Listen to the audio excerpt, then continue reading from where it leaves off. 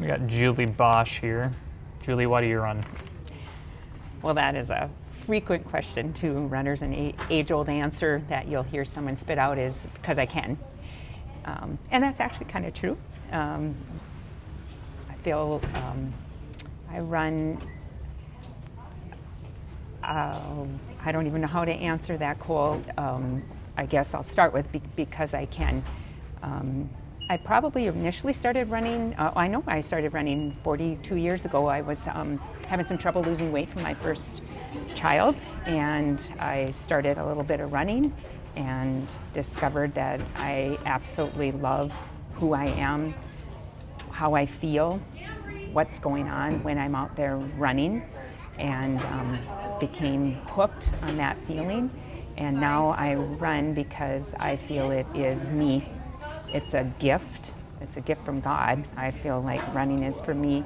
I'm not me if I don't run, so that's why I run. Mm-hmm. When you felt that feeling for the first time, what did that feel like? That's a euphoria. And I know there are scientific or medical things that are going on when you run, that's proven, endorphins and all that, but you really do feel those. You feel that. There's a truth to that. I'll actually never forget that very first run. My husband was outside working, watching our little son out in the yard, and we had Matthew outside there, and I came out with these ill-fitting clothing on. He said, "What are you doing?" I said, "I'm going to go for a run." And he laughed and he said, "Have at her." And when I came back in, I remember distinctly my husband saying to me too, "That's a beautiful glow." I mean that, and I work with kids in running a lot. I've done a lot of coaching, and I run a youth group with that. And one of the things we talk about afterwards or during is, you are glowing. You are a beautiful glowing, and I think that comes from the feeling you have inside. So there's obviously some healthy things going on in my body, but it shows in this happiness and this glow, and that came from the very first run. And every run thereafter, even when they're hard, mm-hmm. and you're thinking, "Oh, this is hard, I don't like it, I can't do it," you're still, you're like flying. And I mean that in a sense of your body and your mind are flying in a good way. It's special. Mm-hmm. Mm-hmm. What's the furthest you've ever ran? And what do you...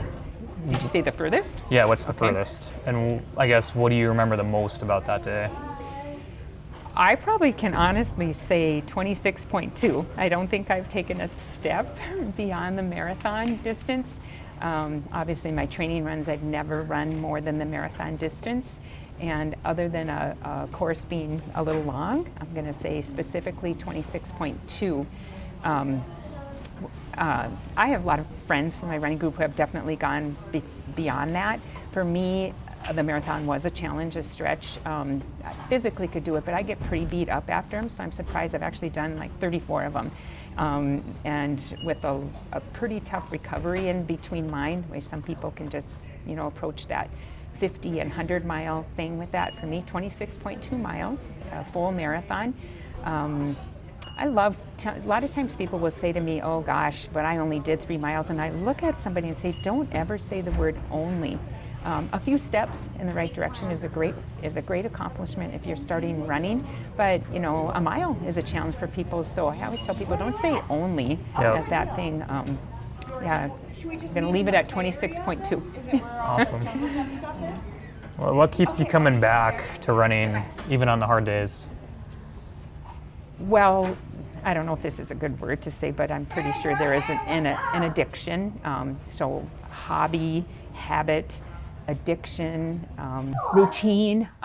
Definitely, I've loved the health benefits of it, but it has expanded so far beyond that. For me, it probably is the people, the community, the social part, the people that I met. I was kind of thinking about this before, that it is 42 years, going on 43 years for me of doing group running with that. I maybe ran a little bit of high school track, but nothing beyond that, and loved to race when I was a kid. But beyond that, as far as really getting into running, you can imagine the beauty and the depth and the longevity of people that have become just very, very dear friends with that bonding through running. That thing when you're on a long run, as you know that, Cole, there's a lot of opportunity to share and talk and counsel and listen and laugh and cry and plan and scheme and all of those for the good. And that is what keeps me coming back. I recently replaced my knee, and that is the first time that I've had to put the running on a hiatus.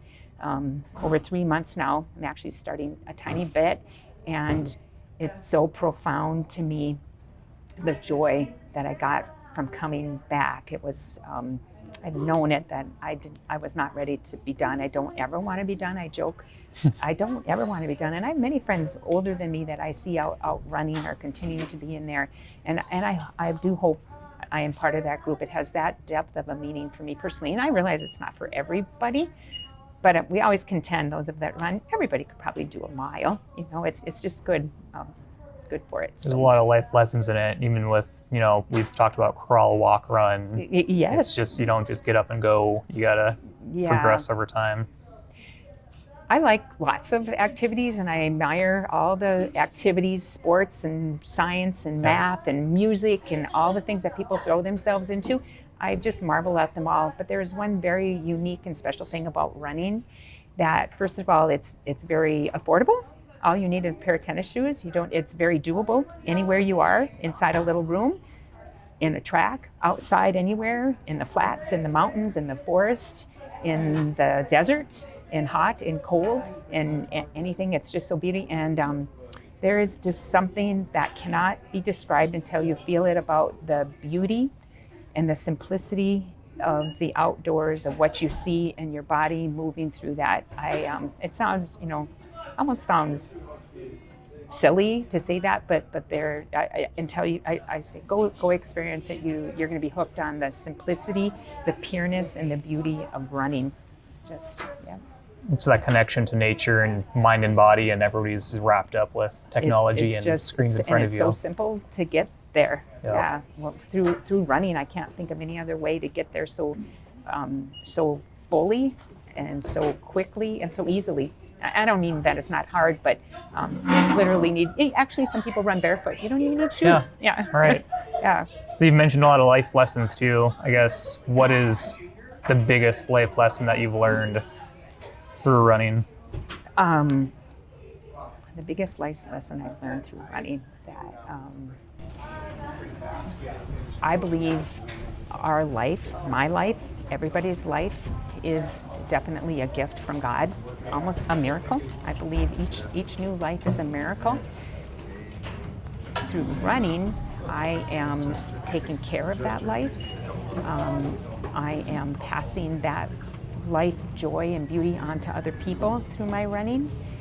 And I think that's one of the most powerful lessons I've learned from that, is that it's a gift, but it's a gift that you can share and give on with other people through the simplicity of running. I guess another life lesson, and I think every runner would say that, is you can really do more than you think you can. Yeah. Which is amazing. There's just a pretty cool feeling when you're done with whether it's your daily workout run or especially a big race. I talk to my kids in my youth group all the time about this. It's like, it might be a little hard. You might be out of your comfort zone, but when you're done tonight, pat yourself on the back and relish that feeling that you get from that accomplishment. You showed up. You showed up. You did it on your own. Nobody can help you with the running. That's a self thing with that too. That's probably. I've texted you a couple times too. I'm like, oh my gosh, this run has gone so slow, or like, I'm not gonna do it. I can't make it. But never apologize, or that you're there and you're doing that. And I guess again, reiterating the biggest life lesson, that is, I just feel it is a gift, and I don't want to waste that gift. I want to share that gift, and I want to honor that gift, and that's why I'm out there. Awesome. It's prevented you from quitting when you're in that mind space? Again, in my youth running group that I've coached for years now, I talked to the kids. I said, if you feel I have to quit, I'm so tired, I'm going to die. Well, first of all, I was sure no one's ever died in our running group with that. I think you might going to feel that, but if you feel that you're so tired that you have to quit, push yourself another 10 steps or to the corner or to that tree, and then go ahead and stop and take a break. with the goal of when I get to that next corner or that next tree, I'm going to start up again, and you will find that you can. So it's okay to step back. When you're a runner, it is okay to slow down, and it's okay to walk, and it's okay to take a day off, and it's okay to cross train. In fact, that's what allows you to come back. And I always say, not every day is going to be a banner day when you're running, but that's what makes the good days really, red letter days, Yeah. or really stick out. And same with races. Some races are going to be awful, and some races are going to be amazing, and that's what keeps you coming back, is that thing. So I think as a runner, if you quit, you're not going to get there. So you need to go, but take a break, back up. That is A-okay. You're still out there with that thing, and that's not quitting. So I've never, in all of my races, I've never not finished a race. I have literally, as you said, almost had to crawl across the finish line, or walk, or realize that, wow, lots of people are passing you, but that's okay. I think almost all runners would say that you don't have to quit. You can back down, but you don't have to quit. That. Awesome. If you could say one thing to every runner or to the entire world, what would it be? One word or one thing? One thing. It One could be a thing? word, it could be a Yeah, phrase, it could be a sentence, any Gosh, advice. Cole, you were challenging me. Okay.